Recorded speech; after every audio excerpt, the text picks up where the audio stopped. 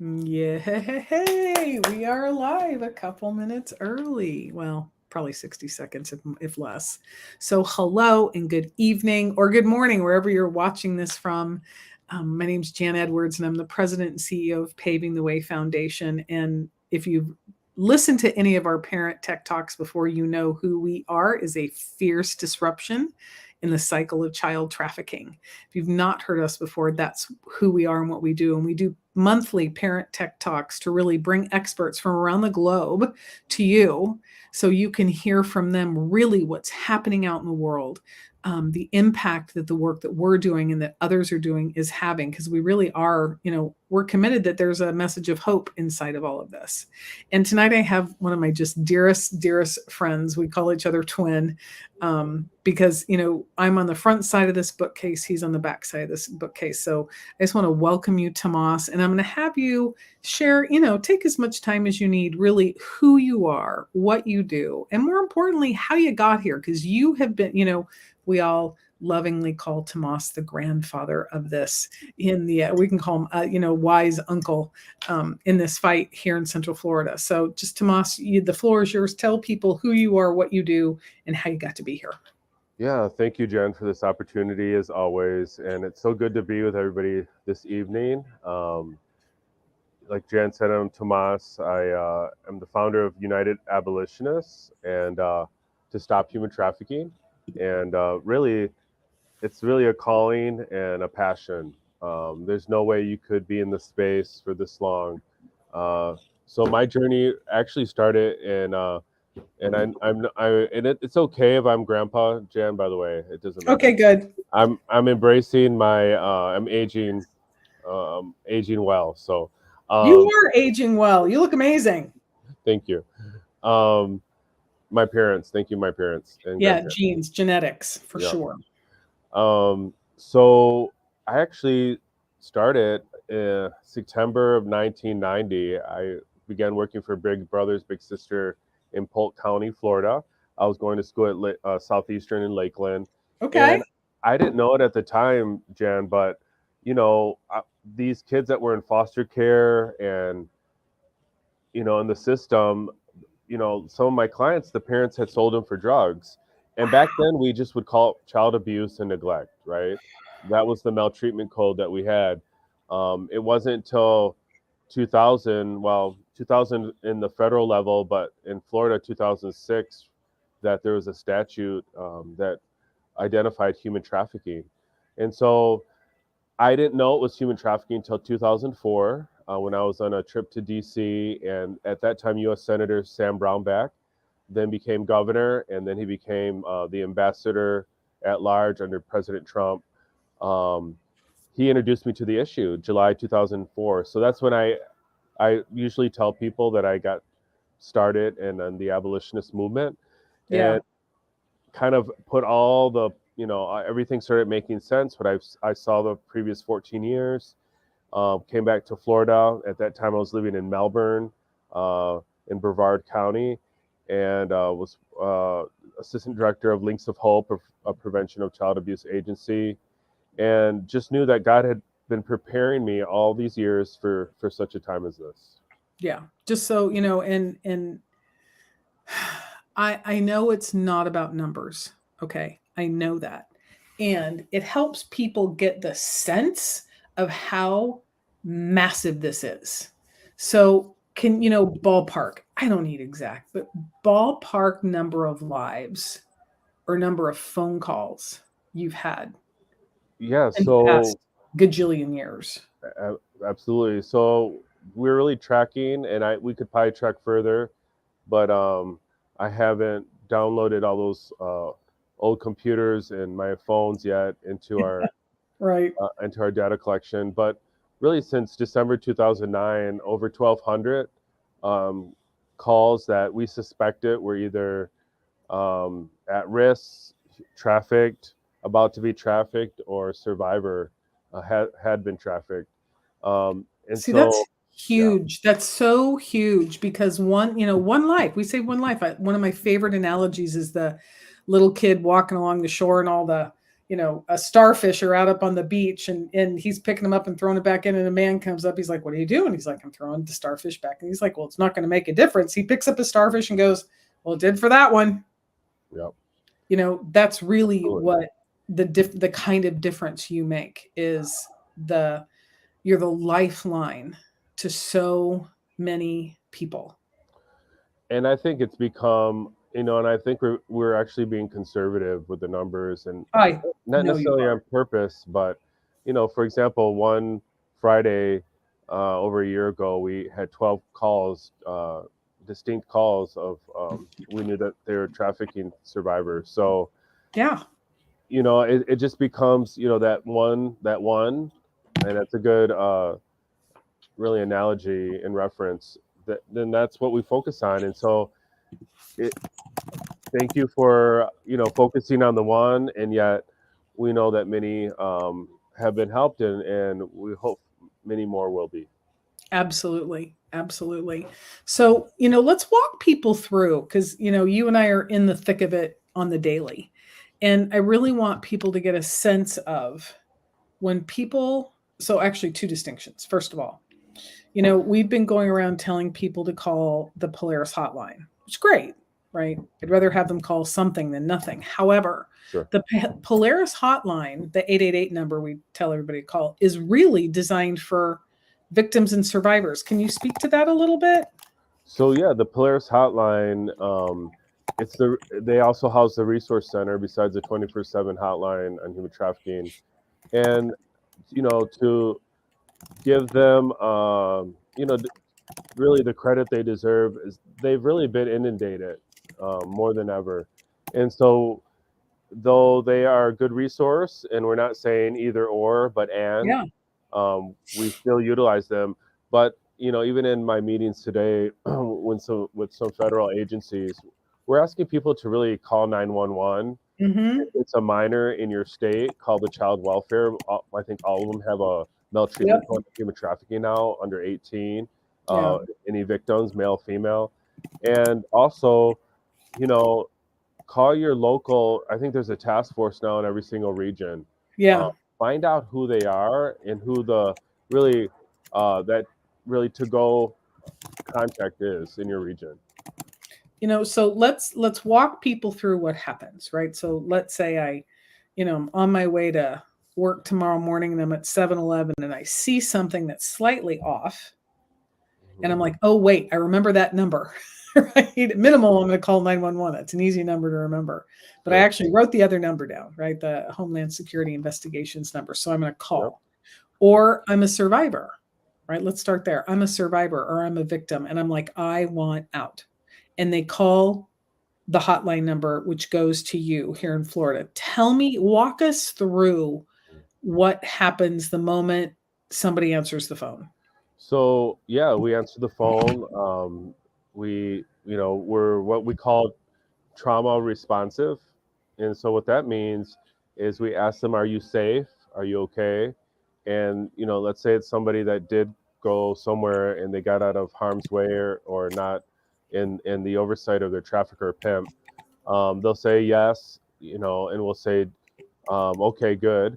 Uh, do you want law enforcement involvement? Would be the next question. Most will say no at first. Understandably, they don't.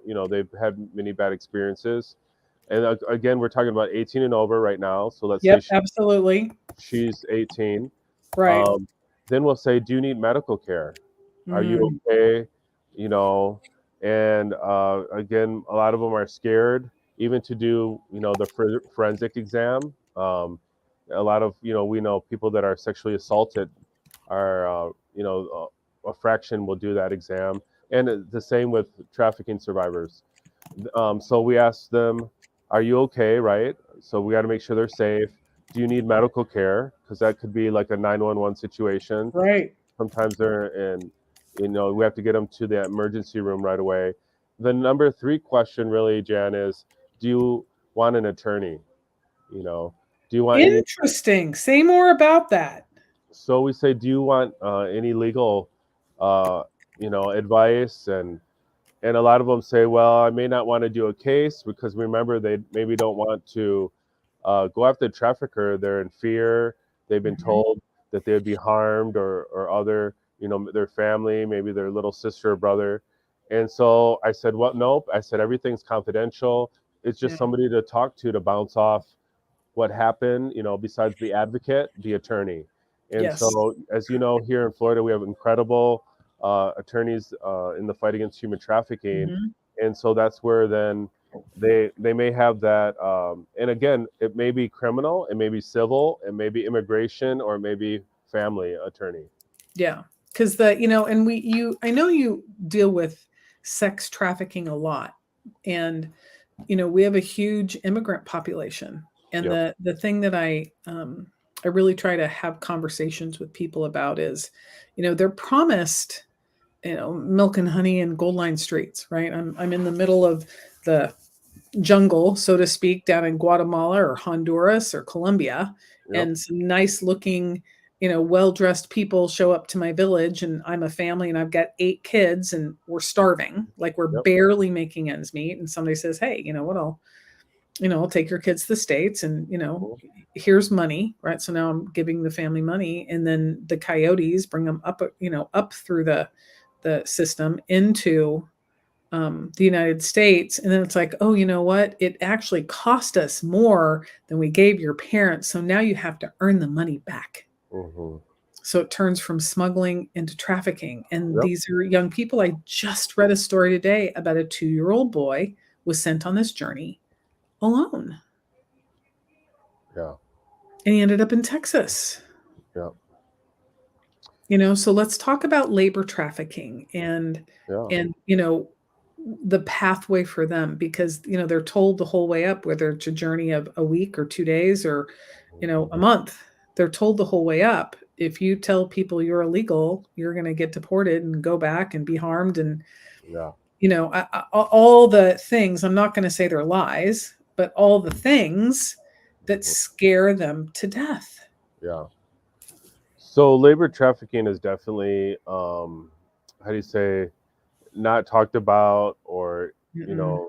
enough in the anti-trafficking movement here in the United States. We Yeah. know that the International Labor Organization, which has, even they have data since 1973 on human Right. trafficking. They're the most probably accurate.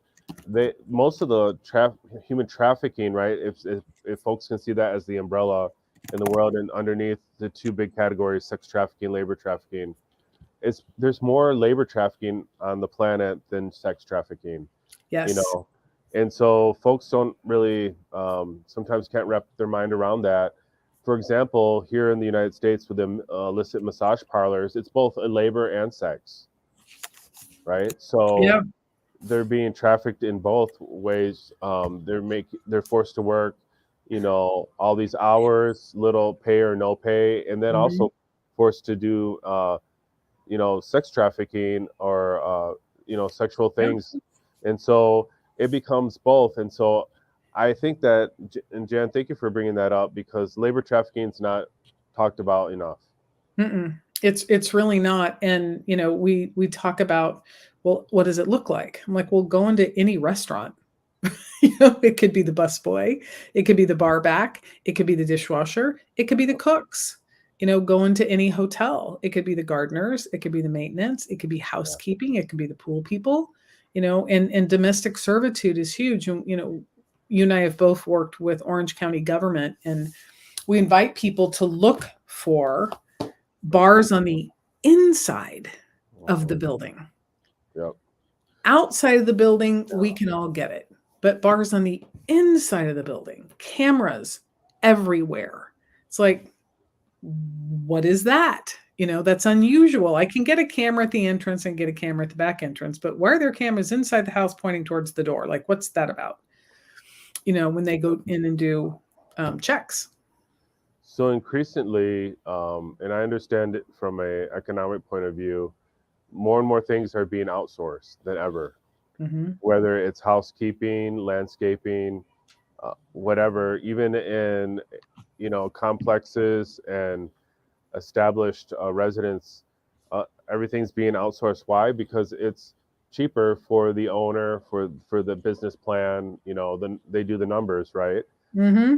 what's happened with that, and these are things that we have brought, specifically, I would say more when Attorney General Pam Bondi was the chair of the Florida Human Trafficking Statewide Council, is what there's a reason why, um, a lot of these bids, as they're outsourcing, these companies end up getting a certain company, Yep. um, because they gave the lowest bid. Well, did we ever ask the question, Why? what are they paying them, and or are they paying them, right? And Yep. so a lot of the businesses that even I know Lisa Haba with the hotels, have uh, investigated or, documented, the owners, whether it's a corporate business or small business, will say, whether it's true or not, we don't know. We didn't know they were not paying, that outsourced company was not paying their workers. And Yeah, so that's a lot of labor trafficking occurring. Yeah. it is. And people don't fully understand the impact on the community of labor trafficking. They don't. It's really feeding the broken immigration system of this nation. It's Yeah. feeding the problem with smuggling. It's feeding all these other crimes, right? And for folks that may be new to this, smuggling is a crime against the borders. Human trafficking is a crime against persons, Hmm. and so that's the difference.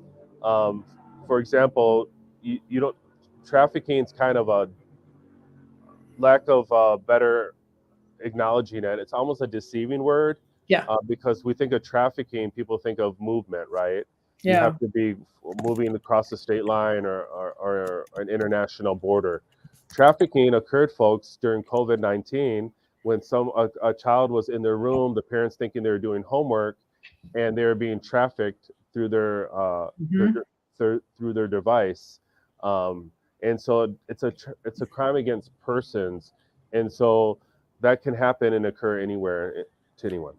Well, and I was interviewed today on for Cox, their 30-minute show they do on Sundays.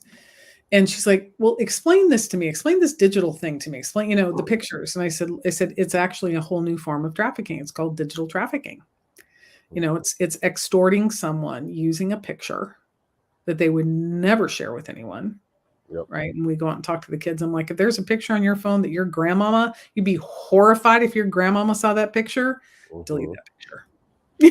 Just Yep. delete that picture, because they don't fully grasp the long-term ramifications Yeah. of having and sending those kinds of pictures. Which is it's going to lead us right into a couple of conversations, because we promised we were going to talk about legislation, right? Yes. So I want to start way back in 2018 and 2019, when we fought for human trafficking education to be in all the hotels, to Yep. be in, to have all law enforcement, and really to hold people accountable. And really, what's happened since 2019, Tomas? Like, what are some of our wins, and what are we still working on? Well, the main bill, there's obviously, in Florida, a House bill, right, and a Senate bill companion. But House Bill 851 was what is Jen is referring to, that we started advocating for in 2018. It finally became a reality in 2019, July 1st. And so that was mandating the hotels, massage establishments, law enforcement, and, all the occupational, therapy, occupations, to have mandatory training annually to be Mhm. certified, and a certain, population of workers in those businesses. And so then COVID-19 occurred 6 months later after that was effective. So things were delayed due to the pandemic. Um, but that really put an accountability that we know that trafficking is occurring according to our survivors' testimonies in hotels. Uh, People are turning a blind eye for years. Mhm. Um, Even recently, I was just talking to somebody today from, one of our tourist cities on the coast, and saying how it's really hard for a lot of these workers and business owners to say, well, we need to fill the rooms. We need to, this is a business. Whatever happens in that room is none of our business. And that's just that obvious And I know Lisa Haba talks about it too with her cases, Jan. That always really baffles me. Mm-hmm. Mm-hmm. Right? Yeah. Well, and we just had that training down in Osceola County, where we had several hoteliers, owners, come and be educated. And I think their eyeballs were opened, Yep. about what this looks like and the impact. And I know that Senator Book is looking to amend that particular bill because there was a fine associated with that. If Mm. hotels did not comply with, within 60 days of new hire, there was a $1,000 fine a day. 2,000 a day. Yeah, 2,000 a day. Yep. And that was never followed through because that money was going to go towards making a difference for survivors, whether it was for housing or healthcare services or mental health services, or really whatever is wanted and needed. And that never happened. It Because the never Sun happened. Sentinel did a story on that, didn't they? They did. They did. There's all close to almost 14,000 hotels, individual hotels that did not comply in the state of Florida, and they were just given 60 days to get in compliance. And what's happened as well was originally under that law, the House Bill 851. Everyone had to do a training that I had the privilege of working on, um, which was housed now by the Florida Alliance to End Human Trafficking. That 1 hour training, it was going to be free because the state paid for it. It was done very well. What happened was so many different businesses, hotels, chains lobbied for their training to be accepted. Now the problem is there is no standard then. So you could have a training for 6 minutes, and that's compliance for the year for those workers to get certified. Um, so it's just a hodgepodge now, and that's what the Sun Sentinel was exposing as well. Not only has no fines have been given to anybody, even though they violated uh, the law, also everyone, there's like dozens and dozens now for them to choose from, and it could be from A to Z. So are they really being trained to Right. identify and report human trafficking? Yeah. And I think that's always the big question because we've both stood in front of large groups. And when we share what it looks like, you can see it wash over their faces thinking, oh my gosh, I've seen that. Yep. But I didn't know what to do. And it's Yep. haunted me ever since. Yeah. How many times have you heard that? A lot. I mean, today, a certain large law enforcement agency in Florida came to me and they said, even though it's even mandatory for our law enforcement to get training on human trafficking, they said, Tomas, we know, will you come? And it was a great opportunity and an honor to come train because we know they're not, it's kind of like it's checking the box, Yeah. right? And everybody's falling asleep or Yeah. not really paying attention. They said we it's vital that they pay attention, that they have a good training, so that they're able to start identifying and reporting it effectively. Yeah. It And then matters. there's, yeah. So that's, so it's a win with the front side of the hand and back side of the hand, but it looks like, I would say Lauren Book's going to do everything she can to get that rectified. She's a powerhouse for sure. Right. And then there's another really important piece of legislation that, I don't think really a lot of people fully grasp the importance of, and that's expungement.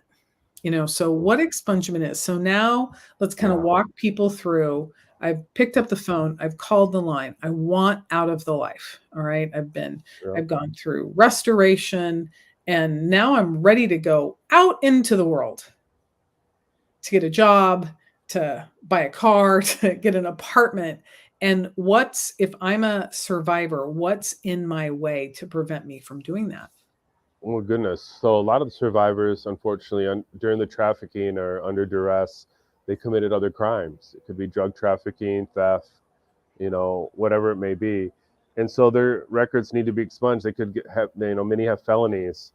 The issue is, and this wasn't thought of early on when the expungement, is the time it's going to take to get their record cleared, right? And so we Yes. have great champion attorneys like Brent Woody out of Tampa, um, who's working on expungements for hundreds of survivors. But I just heard a Safe House non-governmental organization yesterday say it's taking a year.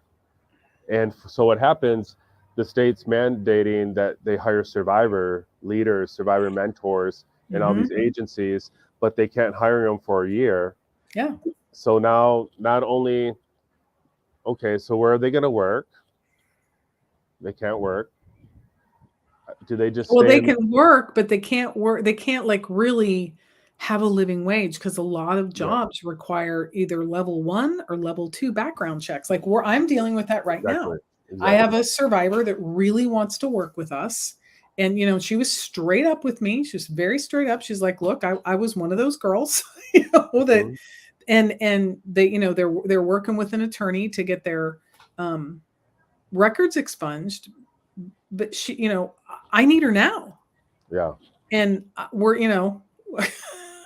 I don't want to wait for 6 to 9 months because her testimony and her Yeah. insight and her wisdom is valuable Yeah. for our children. So sadly, I'm going to have to, we're going to have to relegate her, and I put in air quotes, to be with the adults, which isn't bad. Sure. And I just know the impact she can have, Yeah. with the young people. Yeah. Thank you for clarifying that. So it is when you're working with the minors with whatever agency, um, and they can still work at the mall or Chick-fil-A or Walmart, Mhm, but mhm. a lot of these ladies and guys, they feel called, right? They Yeah. feel compelled to help organizations like ours, Jen, whether it's prevention or intervention. Mhm. And so it's very disheartening and discouraging, right? When you have those because of a system, right? And so that was the thing, is how can the system be fixed, because um, they're needed, right? Yeah. In Yeah. this Well, fight. and it's a valid system. Yeah, I'm not going to knock the system. However, these are environments that, and what I try to explain to people, I said, imagine someone holding a gun to your head, or if you've had a child with your trafficker, they hold a gun to that child's head and they say, either you go steal this car or I'm going to shoot. Hmm. I'm going to go steal the car. Yeah. There's like, True. it's like, okay, yeah, sure, go ahead, shoot me. I'm going to do everything I can to protect my child. Yeah. And so it's getting really grounded in reality of the daily Yeah. experience Yeah. that Exactly. has people go, oh, Yeah. now I see why these expungement bills are so important. And I put a link in there, and I'm going to put a banner for our House of Representatives so people can, jot that down. I'll also put it in the comments. Is we talk about this all the time in the realm of advocacy. We are the people of the beginning of the Constitution, where it says, "We the people." Hmm. That's us. We can no longer be passive bystanders about what's happening, whether it's in local government, in state government, or national government. We have a right, and it's our duty as citizens Hmm. to let people who are working for us know how we feel and what we want. And it's been really easy the past 3 years to get, we've all been traumatized, every single one of us, Hmm. and we're still dealing with that trauma of the past 3 years. Plus, you put on top of that people on the front line, they're dealing with that trauma. And you've got people that have lost loved ones or are injured, they're dealing with Yeah. that trauma. Yeah. And it's really easy to be like, not my fight, not my problem. Well, I just invite people to find a fight that is yours. Yeah. We always want people to stand next to us in the fight against human trafficking and exploitation and slavery. We do. Yeah. However, there are people out there that are really committed to saving, wetlands in the state of Florida. Hmm. Great. Go talk to them about that, right? There's other people that are committed about education. Awesome. Go talk to your leaders about that. Like whatever that is, Yeah. let your leaders know, because let your representatives know, because they do work for us. Our taxes pay for them. And You don't have to be special. You just need to get in your car and drive up to Tallahassee or drive up Yep. to Washington or drive downtown to your county seat, right? And meet Yeah. with your county commissioner. Yes. They're responsible to you. So it really is up to us to have that dialogue. And that's why this is so important. And um, these are our state representatives and senators. You can go there, you can find your senator. You can type in your zip code and it'll tell you who you are. You can type same thing with the House of Representatives. You type in your zip code and they'll tell you who your representative is. And they all have local offices. So you can walk right into the local office. You don't even have to have an appointment. Yep. Because, and by the way, they're required to listen to every voicemail you leave. Emails might get lost, faxes might get dropped, but phone calls, there's a record there. It's by law, they have to listen to the voicemail. So you can always pick up the phone and call your legislator about about the voicemail. So we've got a couple of bills, besides the expungement bill. I know we're also working on a piece of legislation very similar to Texas that makes it a felony to buy a human being. Yep. Yes. Now, some of you might be going, wait, what? Wait, what? Isn't that already illegal? Well, it's illegal to sell a human being. But this piece of legislation is going to actually tackle the buyers because it's really simple economics. You don't have a market if you don't have a buyer. And if you make it so uncomfortable for someone to not buy a human, to buy a human, Yeah. right? We're actually going to reduce the demand, which will create some chaos in the supply. And we know that, right? So we're setting things up inside of that. But many people feel like that the buyers should be held as equally accountable as the sellers. Yeah. And I happen to concur. Yeah. In that I think they should be held as culpable. Because if there were no buyers, there would not need to be any sellers. So let's talk about that piece of legislation a little bit. I'm going to go out and find the Texas legislation because I don't know that we're modeling exactly that, but I think it's really close. Yeah. So this is, like Jen said, there's a root to the bad fruit, and that root is really the demand for human trafficking. The demand is either with sex trafficking or labor is there has to be a customer, right? We call in sex trafficking the Johns. We've all heard that for many years.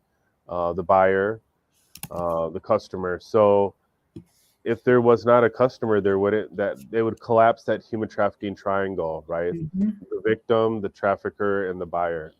And so we believe that it's time that we collapse the triangle by hitting the root of the bad fruit, which is the demand, so that there doesn't have to be a supply that the trafficker and pimp provide or facilitate, which is human beings. So the question would be, and I love Jen, Alan Wilkett's story of when he went to speak to the Florida legislature and here in Tallahassee, and the question came up during his speech: why is there human trafficking? Yeah. Like, how can we end this? And Alan says, state it, very very respectfully but boldly. It's because of people like you, Mm-hmm. this room, because it's there's somebody that looks like you that's fueling this this atrocity, right? And you could hear a pin drop, he said, in that room. And it's true, because who's feeling it, right? And it's mostly men. There's women as well, but this is the issue, is that we cannot deny Mm-mm. that there are customers. Yeah, and it's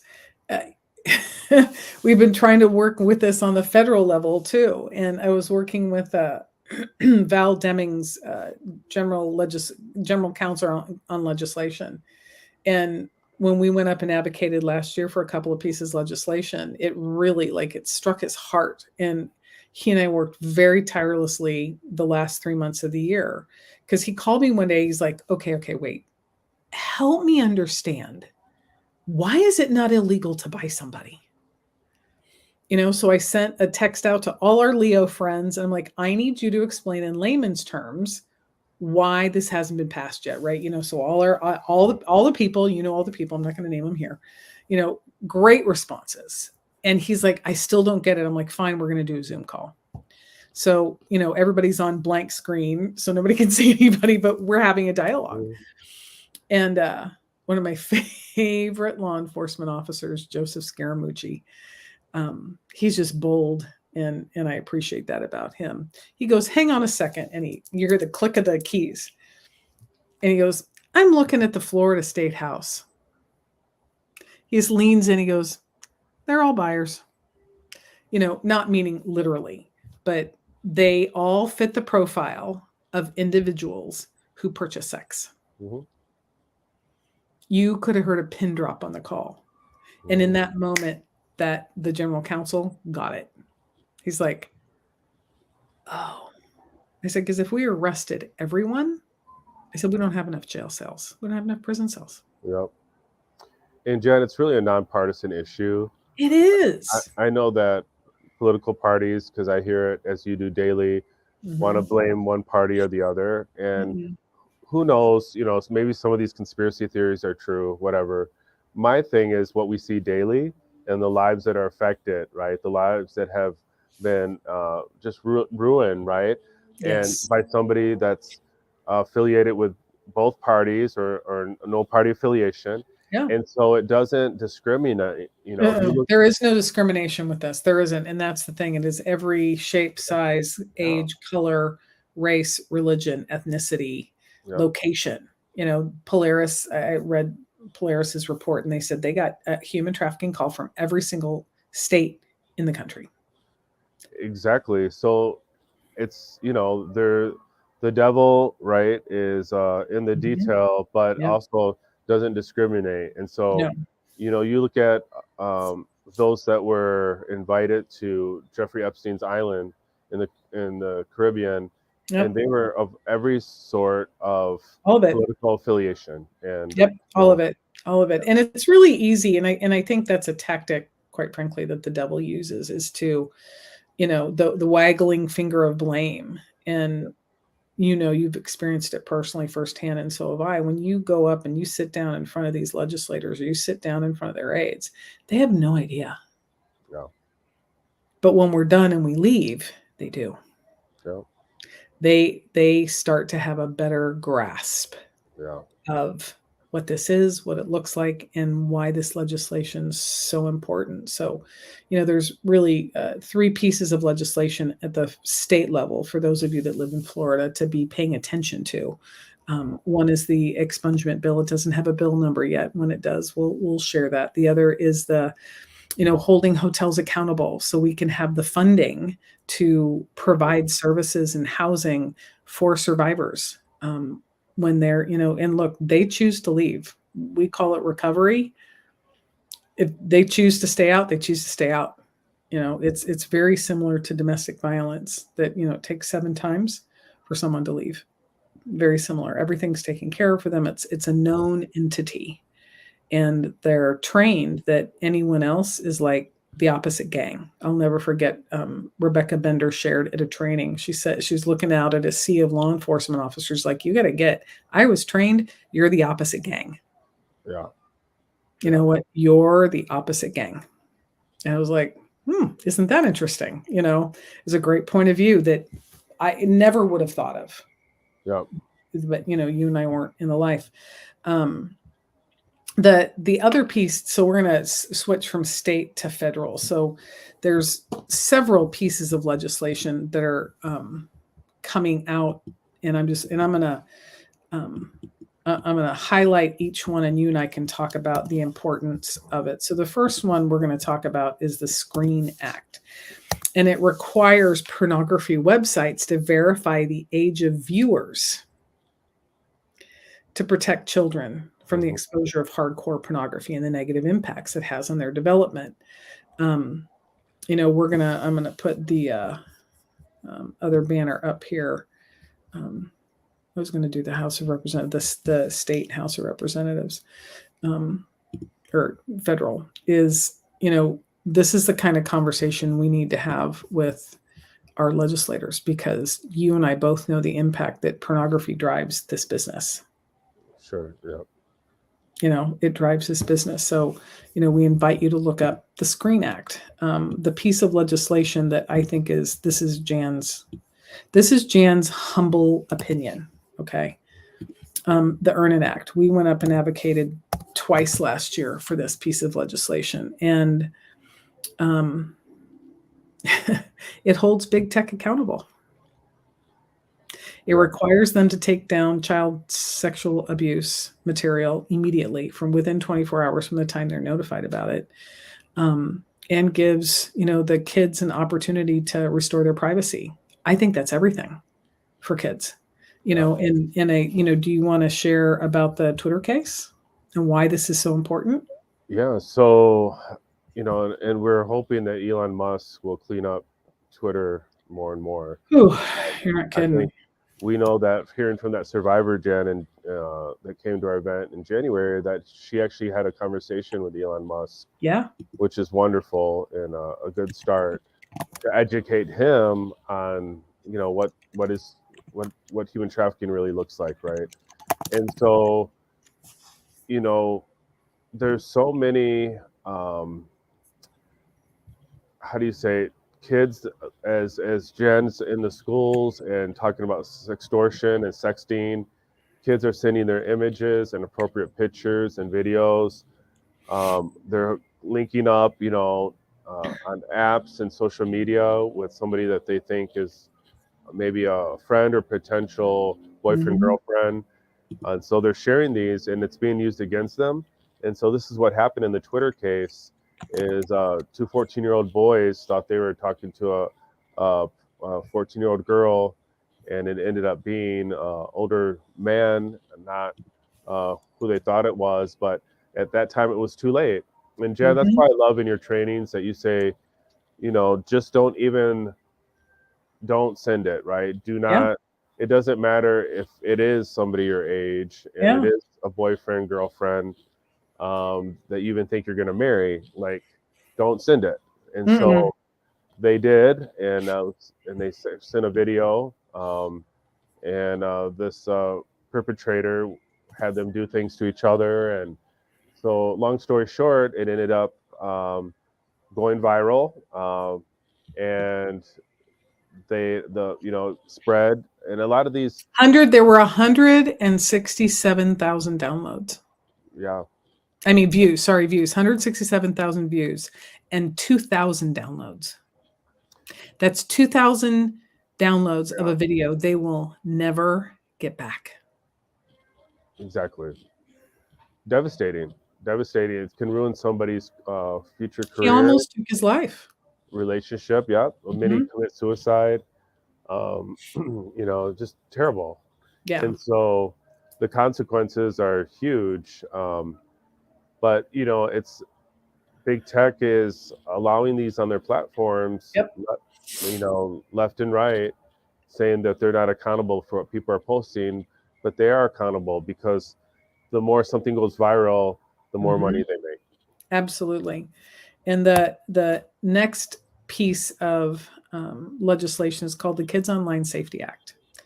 And it's, really holding them accountable and really requiring more safeguards. And I think that's probably the biggest thing. TikTok just announced something a few weeks ago that they were going to put something on their app that was only going to allow kids to watch TikTok for an hour. Well, you can go on YouTube and find a workaround for everything. Sure. So kids are going to find a workaround for that too. Yep. And algorithms are the other part of it too, that I think a lot of times people don't really fully grasp. We work with an organization called Wired Human, and we sit down with kids and talk about the algorithms, and the eating disorders and the um, physical. Uh, I can't remember the word, but it's they don't like their body because it doesn't look like the bodies on Instagram or doesn't look like the bodies on Snap. And Mm-hmm. I had a friend that was doing something on Facebook. She's like, "That's it. I'm going to take all the filters off." I'm like, "Great." I'm like, "I don't even know where filters are." So this is me. There's no filter, you know. Oh But yeah, it that's a whole artwork that, and yeah, I don't get it either, Jan. I've never had those things. It's too complicated for me. But it is. And yeah, the little filters on Snap that give you the ears or the funny face, those are fun, right? I get all those. But these filters that actually have your face not even look like you, mm, yeah, then you're posting those. So if you ever do meet someone in person, they're going to look at that and look at you and be like, is that your younger sister? yeah, You're really falsifying who you are, and it's affecting our children's self-esteem. yeah, The level of eating disorders has increased. The level of self-harm has increased because people are using these filters yeah, and not being who they are. yeah. And these little boys and little girls are thinking, well, that's what I'm supposed to look like. Yeah, it's not reality. No, we're just not grounded in reality. So that's part of the, safeguards that we truly believe that need to be on the apps. And then really the other bill is called the Protect Act, and it requires age verification for any kind of uploading of child pornography. And pornography denotes consent. So it's the upload of child sexual abuse material. And that's what I really, that's what the Earn It Act does, is it actually alters the languaging. It's from child pornography to child sexual abuse material. Because remember back, way, way, way back when, right? It Mm-hmm. was child prostitution. Well, no child chooses that Yeah, ever. Like really chooses it, like you chose to wear the pair of shoes you wore today. And so we got that languaging change. This is the next languaging change that really needs to happen. And you know you want to pay attention to online social media and the news outlets, whether they're talking about this or not, because I think that's the other piece too, is no one's talking about this. No one's ever dialoguing about this. And what's one of the people on the front line, which we might have to support next year, is Senator Blackburn. She is on the front line of this, and yeah, she and Senator Ossoff are both really committed to ensuring that the tech companies do everything they can to keep our kids safe. Jen, you would think that there could be some kind of algorithm or detection, like if something says, I've some of the horrific stories we've heard that say, boy, girl, baby, toddler, Pampers, whatever, sex. Mm-hmm. It should everything should just automatically block it, right, on those platforms. It should Yeah. just be a default where you can't even it won't survive for very long. No. And I think that's the other piece too. And there's a really simple way people can get involved, and that is, I just put it in the thread. There's a link that you can click on real simply and tell the representatives in your district that you want them to take action. Now, I invite you to read the bills. Don't take my word for it. I invite you to read the bills, because that's part of our responsibility Yes. as citizens, is to have those kind of conversations. So I'm going to come back around to what you do. And in 2000 the TVPA passed, because a lot of times in the realm of legislation, people are like, oh, it's too big, I don't matter, I can't do anything, all of that Mhm. nonsensical talk, because you do matter, and your voice does matter too. So Yep.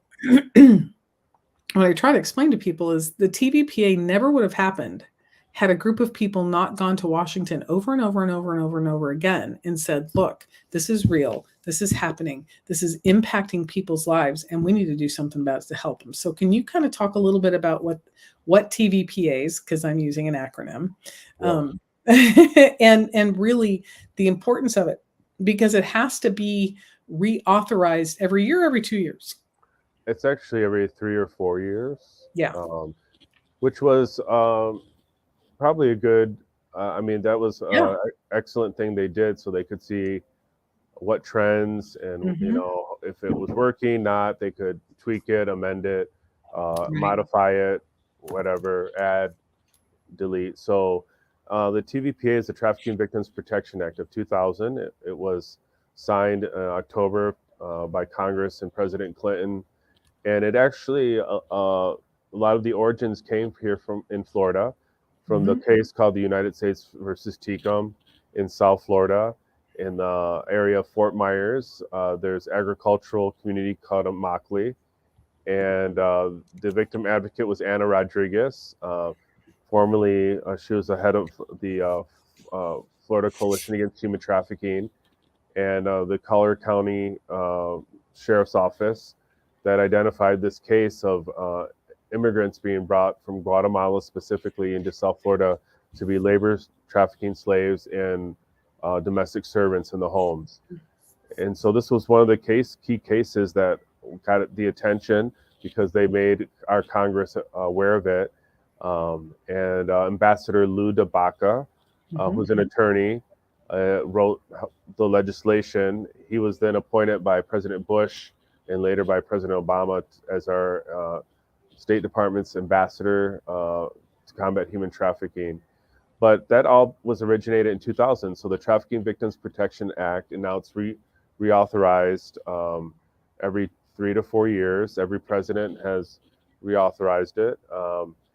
And this important legislation, because it set the precedent of modern day slavery. In fact, Jen, that case in South Florida, which occurred in January of 1999, they had to use the law, slavery law of 1865, to convict the Tecum family.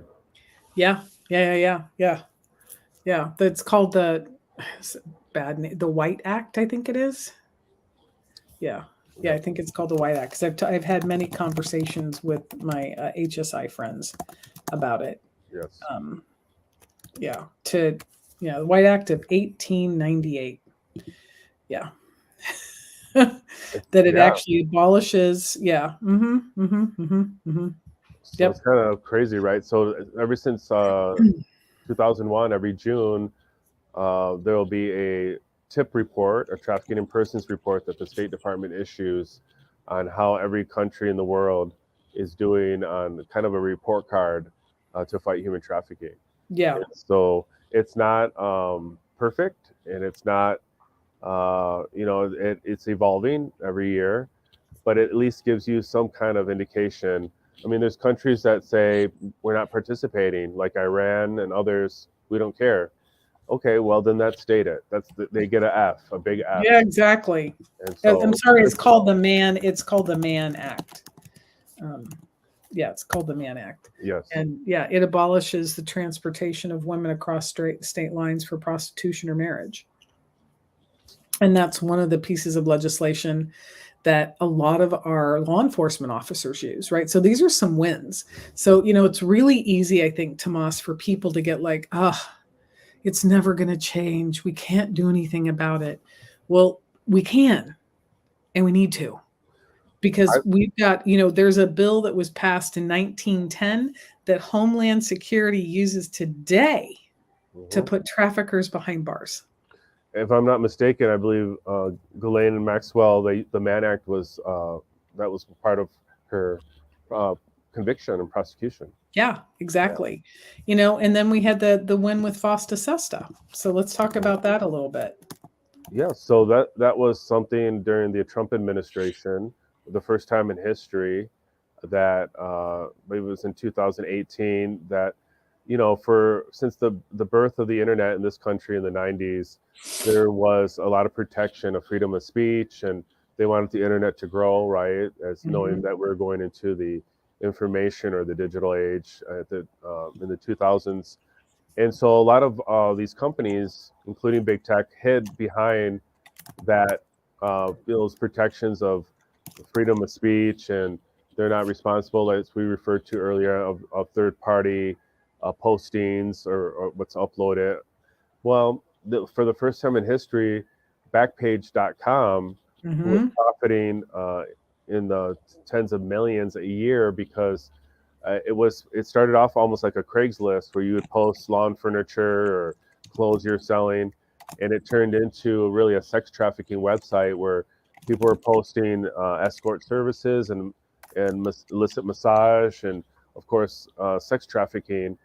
um, these posts were $5, $10 depending a day on Mm-hmm. what you posted. Well, they're making tens of millions a year off the backs of victims and Mm-hmm. even minors that were being exploited. And Yep. so finally, our government said, no, this is not okay. And the Trump administration ordered the FBI to seize the assets of it's what's under the Village Voice, Mm-hmm. Backpage.com, and they shut them down. Yep. Now we're not shut down in other countries, and No. I think they've rebranded in some ways, but it Mm-hmm. was a huge dent in a precedent that was really set forth. Yeah, it really was. And the interesting piece, too, back to why these pieces of legislation are so important and why we've all really want to fight for them, because this is bipartisan. This is about our kids. This is our future. Our children are our future.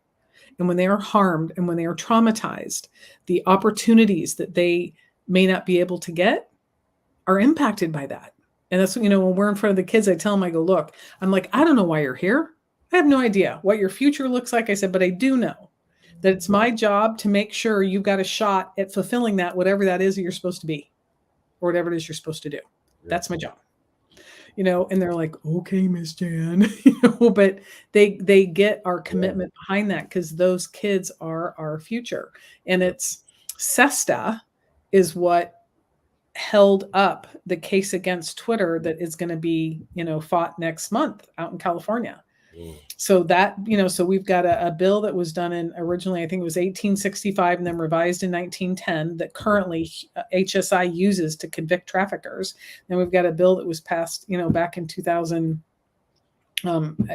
2017, FOSTA SESTA, that's going to be used, next month. So this is why legislation is important. This is why it's important that we all get involved and we take a stand for something. It doesn't have to be, I so love and appreciate the people that cheer us on to do what we're doing and for us to, win, quite frankly, in educating more kids.